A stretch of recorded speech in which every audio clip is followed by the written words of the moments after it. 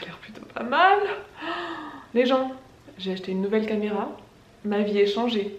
Actuellement, je me suis juste assise sur ma chaise. J'ai mis le petit retour écran. J'ai appuyé sur un bouton. Et ça y est. Mais la vie est tellement simple. Pourquoi je n'ai pas acheté ça avant? Franchement, là, je tente le tout pour le tout. J'ai pas branché mon micro externe. Soi-disant, cette caméra a un super micro. On verra ce qu'il en est. Il y a intérêt. Aussi, je filme en autofocus, donc j'espère que Mamaru, là, qui est derrière, va pas me voler la vedette. Sinon, ça va pas le faire du tout. I'm the queen here, ok?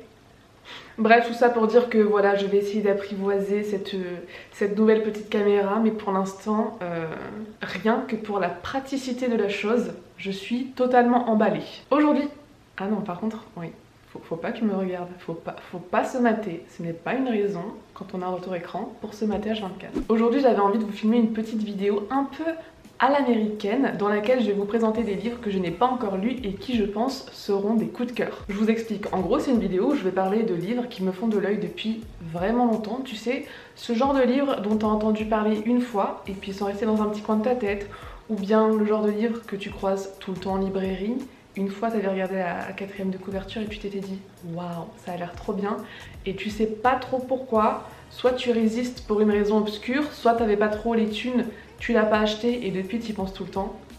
Ce genre de livre. Ces livres que tu n'as pas encore lus, mais que tu sais que tu vas kiffer. Et cette histoire de 5 étoiles, c'est tout simplement la note que tu leur donnerais sur Goodreads par exemple. Sachant que 5 étoiles, bien sûr, c'est la note maximale, hein, sinon ce n'est pas des coups de cœur. Bref, vous voyez où je veux en venir, je pense. Je ne vais pas tout vous expliquer non plus. Et donc, ce qui serait super sympa, et c'est aussi un petit peu le concept en fait, tout simplement, ce serait qu'on se retrouve dans quelques temps, quand j'aurai lu tous ces livres. Vu mon rythme, ce sera certainement dans 3 ans et demi. Comme ça, on verra ce que j'en aurais pensé, on verra si j'ai eu un très bon flair ou si je me suis totalement fourré le doigt dans l'œil et en fait, c'était de la grosse merde. Who knows? En tout cas, je pense que ça peut être hyper marrant. Enfin, hyper marrant, tout est relatif. Je pense que ça peut être sympa, du moins, de voir les a priori positifs que j'ai sur ces livres et voir s'ils se révèlent justes ou pas du tout, une fois qu'ils seront lus, tout simplement. On y va? Bon, forcément, j'ai parlé de livres que j'ai pas encore lus, ce que je fais quand même assez rarement par ici, donc les informations sur ces œuvres vont pas être hyper détaillées. Si c'est un truc qui vous embête, eh bien, j'en suis désolée, mais écoutez, c'est pas très grave, on peut se retrouver dans la prochaine vidéo, où on parlera de livres que j'ai déjà lus. Par contre, si ça vous embête pas et que vous décidez de regarder cette vidéo, et que vous aussi, vous avez envie de lire ces livres, ou surtout si vous les avez déjà lus, surtout dites-moi ce que vous en avez pensé, parce que je suis méga curieuse. Ce livre, il me fait de l'œil depuis la vidéo de Pico Books pour le Littéra Queer de juin dernier. Donc autrement dit, ça fait presque 1 an. Et en fait, quand je dis qu'il me fait de l'œil, c'est un euphémisme parce que Pico m'a carrément ensorcelée. Depuis que j'ai vu cette vidéo, je pense à ce livre tous les jours. Ensuite, j'ai vu celle de Lunatrix Love Strange, qui a achevé d'en rajouter une couche. Et vraiment, je pense à ce livre chaque jour de ma vie. Et là, vous allez vous dire, meuf, pourquoi ça fait 1 an que tu résistes si tu as envie de lire ce livre à ce point? J'ai trop de livres à lire maintenant, à mon goût. Donc, j'essaie de faire baisser tout ça. Et ensuite, j'achèterai. Ok.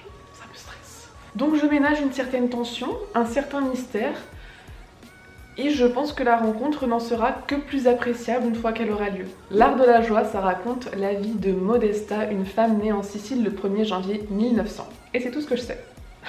Non, vraiment, j'en sais pas beaucoup plus, je sais juste que c'est un roman d'apprentissage sur la vie de cette femme qui, j'ai entendu dire, est absolument incroyable, époustouflante, à laquelle on s'attache énormément. Ça me donne trop envie de le lire. J'ai entendu tellement d'éloges sur le style de l'autrice, une autrice d'ailleurs qui est décédée avant que ses romans soient publiés, il me semble, ou en tout cas qui a eu accès à une célébrité posthume. J'ai entendu tellement d'éloges sur le personnage de Modesta, sur tous les thèmes qu'aborde ce roman. Bref, à mon avis c'est mon prochain achat parce que là ça ne peut plus durer. Je pense que cette histoire va me transporter, me faire vibrer, me faire pleurer, me faire aimer la vie. Ce genre de roman, toi-même tu sais de quoi je parle. Si ça c'est pas un futur 5 étoiles, eh ben je ne sais pas ce que c'est. Cette saga de fantasy, je l'ai dans mon radar depuis au moins 10 ans. Il y a vraiment des autrices comme ça, je ne sais pas pourquoi, je n'ai rien lu d'elles, des auteurs aussi d'ailleurs, Enfin bon, faut dire que la vie passe vite, hein, les années défilent, les livres aussi, on se retrouve en 2019 à ne toujours pas avoir lu de grands classiques qui nous font méga envie. Mais bref, je pense que si vous êtes amateur et amatrice de fantasy, même si vous n'avez pas lu l'Assassin Royal, vous savez à peu près de quoi ça parle.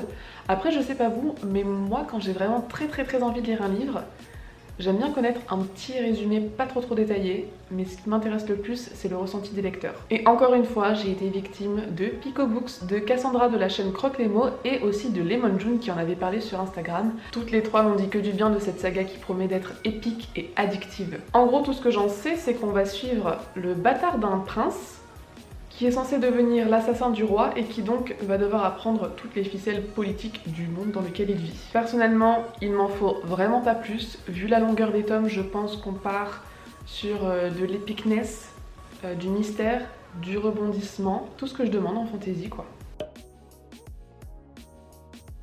Oui, il s'agit bien du tout dernier livre de l'autrice de The Seven Husbands of Evelyn Hugo.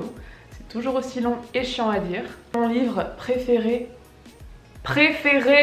avec des grosses majuscules de l'année 2018, La meuf a remis une couche. D'ailleurs, pause, l'année dernière, j'avais fait une vidéo entière consacrée à ce livre tellement je l'avais adoré, mais j'étais un petit peu désolée d'en parler parce que c'était la première fois que je mentionnais un livre qui n'était pas traduit sur ma chaîne. Et bien tout ça, c'est terminé. Vous pouvez arrêter de pleurer car, oui, les éditions Milady sortent Les 7 maris d'Evelyn Hugo, le titre sera exactement le même en français, à la rentrée littéraire de septembre. Donc si ce livre vous intéresse, ou bien si vous savez même pas de quoi je parle, n'hésitez pas à aller voir cette vidéo, parce que ce livre est absolument génial, j'y pense tous les jours, j'ai envie de le relire chaque jour de ma vie, et maintenant, si vous ne lisez pas l'anglais, vous pourrez vous aussi le lire. Daisy Jones and the Six, de ce que j'ai entendu, c'est l'histoire d'un groupe de rock dans les années 70 et un peu dans la même veine que The Seven Husbands of Evelyn Hugo. Mais je peux le dire en français maintenant, pourquoi je me fais chier? C'est écrit sous forme d'interview et ça va nous raconter les dessous de cette industrie de la musique, comment le groupe s'est mis ensemble et surtout pourquoi ils se sont séparés. Ça sent le gros drama, l'amitié, l'amour, les pleurs, le deuil, enfin je sais pas, je spécule un peu, mais je sens que je vais adorer. Là pour le coup, je mets la barre vraiment hyper haut parce que Les 7 maris d'Evelyn Hugo, ça avait été génial, un cocktail d'émotions. J'avais versé une larme s'il vous plaît, c'est pour vous dire. Non, même pas qu'une seule, j'avais versé beaucoup de larmes. Et je vais faire exactement pareil, donc je vais l'écouter en livre audio parce que sous ce format il a l'air vraiment génial, j'en ai entendu beaucoup de bien et j'espère vraiment que mes attentes seront comblées. D'ailleurs je l'ai déjà pris sur Audible et je pense que je vais le commencer très bientôt parce que la hype est trop forte. Alors là on part sur de la SF qui a l'air vraiment très drôle et très intelligemment amené et qui me fait tellement, mais alors tellement envie. En plus il vient de sortir en poche, la couverture est tellement magnifique, un petit peu à la Daniel Cloves, et ça achève de me donner encore plus envie. Dans tous nos contretemps, on va suivre un gars qui vit dans une réalité alternative à notre présent actuel de maintenant. Et ce n'est pas du tout un monde atroce et apocalyptique comme c'est souvent le cas dans beaucoup d'œuvres de SF et d'anticipation. Non, là on part plutôt sur une utopie. Une utopie. Non, là on est plutôt dans une utopie, la vie est belle, tout va bien, c'est génial. Sauf que, bah oui, vous l'avez vu venir, bien sûr, il y a une couille dans le pâté. Le mec, je sais pas comment, je sais pas pourquoi, va être amené, via un voyage temporel, il me semble, à vivre dans notre présent à nous, qui est quand même un petit peu plus compliqué. Et contre toute attente, apparemment, il va bien se plaire dans ce monde qui est le nôtre et qui est un petit peu foufou hein, comparé à son utopie idéaliste. Et à partir de ce moment-là, je pense que la question qui se pose c'est est-ce que je rentre chez moi dans un monde dans lequel je ne trouvais pas forcément ma place, même si c'est un monde supposément meilleur, ou bien est-ce que je reste ici parce que j'ai trouvé quelque chose que ma vie à moi ne pouvait pas m'apporter. Dit comme ça a l'air un petit peu bateau, mais je pense que ce livre ne l'est pas du tout et qu'il va offrir à son lectorat des questionnements très intéressants. Puis moi j'aime bien un peu ce trope du monde parfait mais dans lequel finalement t'es pas vraiment heureux, où tu te fais un peu chier, versus un monde où il se passe vraiment beaucoup de merde, mais malgré tout, la vie quoi. La vie, les émotions, les sentiments, les gens, Vous voyez ce que je veux dire ou pas? Ça n'a aucun sens. En tout cas, j'ai déjà feuilleté le livre, j'ai lu quelques lignes, j'adore le ton, ça a vraiment l'air drôle, piquant, assez sarcastique. Et j'adore, j'espère vraiment que je me trompe pas et que ça va se transformer en petit coup de cœur. Alors cette autrice, elle a écrit Le Pouvoir, qui est un roman féministe d'anticipation dont on a entendu parler partout, mais alors partout, et que je n'ai pas lu. Mais moi, celui qui m'intéresse, c'est La Désobéissance, et alors lui, le pauvre, je ne l'ai vu nulle part, je savais même pas qu'il existait, jusqu'à ce que je tombe sur une pub, parce qu'en fait, il a été adapté au cinéma, et un jour, la bande-annonce a surgi comme ça de nulle part. Et là, je me dis, ouais, ça a l'air trop bien, je vais voir sur internet, je vois que c'était un roman de base, et je me dis, ça a l'air d'être ma came, ça. Le livre a l'air tellement intense et dramatique. Si je raconte pas de conneries, ça raconte l'histoire de deux femmes qui sont amoureuses de l'une de l'autre depuis un sacré bout de temps. Sauf qu'encore une fois, on a juste une petite couille dans le pâté. Elles sont belles-sœurs. Ah, c'est quand même pas très pratique. Donc en gros, il y en a une, elle a un frère, et l'autre, c'est la femme de ce frère. Merci pour cette intervention. Personne ne connaissait la définition du mot belle-sœur.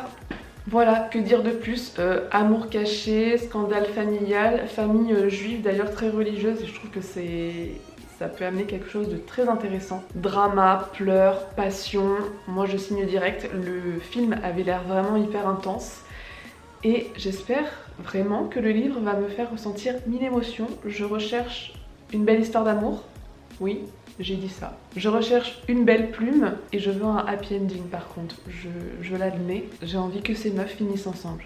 Naomi Alderman, ne me déçois pas. Et enfin celui-ci je le mets en bonus parce que je suis pas sûre qu'on atteigne les 5 étoiles.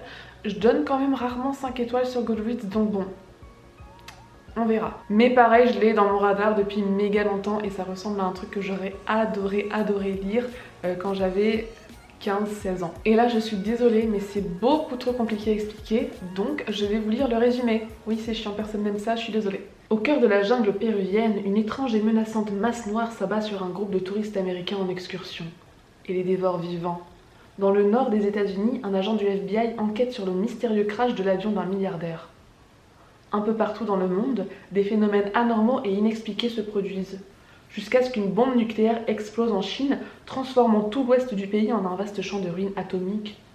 Que contient ce colis? J'en peux plus de moi. Que contient ce colis en provenance d'Amérique du Sud d'une scientifique renommée spécialiste des araignées vient de recevoir? Est-ce là, à l'intérieur de ce fossile qui semble lutter pour revenir à la vie après un sommeil de plusieurs milliers d'années, que se trouve la clé de l'énigme? Vous n'avez rien compris? C'est normal. Bon, en gros, il y a plein de personnages, ça se passe dans plein d'endroits du monde différents, on n'a rien compris. Mais c'est typiquement le genre de truc, du peu que j'ai compris, qui me donne envie. Pourquoi? De 1, j'adore quand il y a des bestioles dangereuses dans les livres, là en l'occurrence les araignées. En plus j'adore les araignées, je ne sais pas pourquoi. 2, j'adore quand on suit plein de personnages dans le monde entier. Je trouve ça vraiment très divertissant. Et 3, je kiffe vraiment trop quand il se passe plein de trucs chelous un peu partout dans le monde qui n'ont pas l'air reliés entre eux, mais en fait si. Et là, je pense quand même qu'on a tapé en plein dans le mille avec cette œuvre. L'histoire m'attire vraiment, et si je le mets en bonus, c'est juste que j'ai mis une petite réserve sur la plume et sur le traitement des personnages parce que vraiment je sais pas trop à quoi m'attendre. J'espère qu'on va pas avoir un truc cliché un peu à la thriller qui arrive avec ses gros sabots, tu vois, avec des personnages bien caricaturaux que tu as envie de frapper, disons-le. Donc nous verrons. Et là c'est le moment où je me dis qu'en fait cette vidéo c'était une mauvaise idée parce que maintenant j'ai juste envie d'aller à la librairie, de tous les acheter, de tous les lire pour faire un petit update quoi. Sauf que non, j'en ai encore une vingtaine qui m'attendent avant ça. Voilà, c'est tout pour mes 5-star predictions, mes futurs coups de cœur potentiels. Est-ce que ça vous tente? Dites-le moi. Dites-moi aussi si vous les avez déjà lus, je suis vraiment preneuse de votre avis à 1000%. Et moi, je vais vous retrouver dans une prochaine vidéo, j'allais dire la semaine prochaine, mais vous et moi, nous savons que la régularité n'est pas une de mes qualités. Quoi qu'il en soit, je vous dis quand même à bientôt dans une prochaine vidéo. Bye!